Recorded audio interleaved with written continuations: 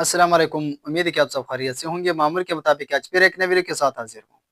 आज की वीडियो में हम एक्सप्लेन करेंगे क्लास 7 का साइंस, जो कि टॉपिक है वायरस। वायरस वैसा एक लेंथी टॉपिक है, लेकिन आज की वीडियो में हम क्लास 7 के जो स्टूडेंट्स है उसके माइंड के रिलेटेड, यानी उसी के कोर्स के रिलेटेड इसको एक्सप्लेन करेंगे। मजीद डीपली इसको आज एक्सप्लेन नहीं करते। तो वायरस क्या है? अ टिनी पार्टिकल काज इन्फेक्शियस डिजीज।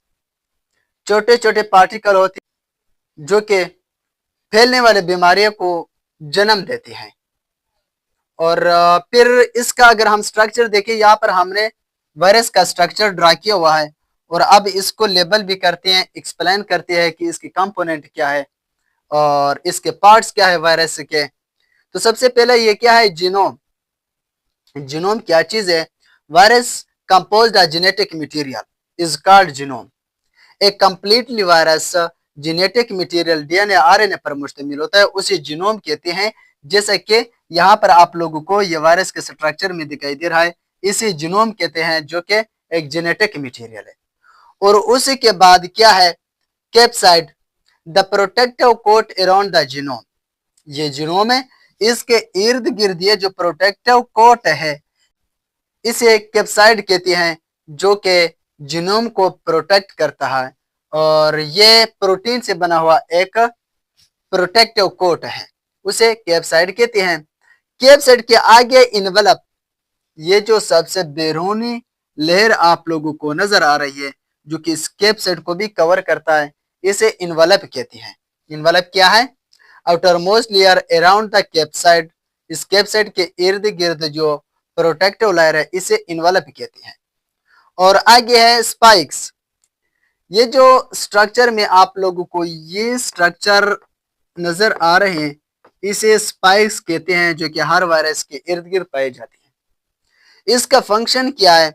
इसका फंक्शन ये है कि ये किसी भी होस्ट सेल को इंडिकेट करता है कि हमने होस्ट सेल पर कहां पर अटैच होना है, किस किस्म के होस्ट पर हमें अटैच होना है, जहां पर हम अच्छी तरह से हमला कर सकेंगे और कामयाब होंगे, और न वहां से हमें कोई नुकसान पहुंचेगा और न हम बेसूद लूटे।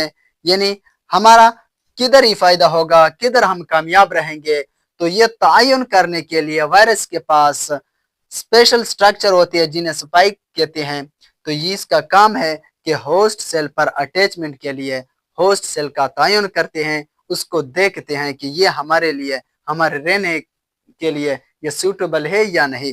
तो स्पाइक का फंक्शन क्या है? Indicate the host cell for the attachment.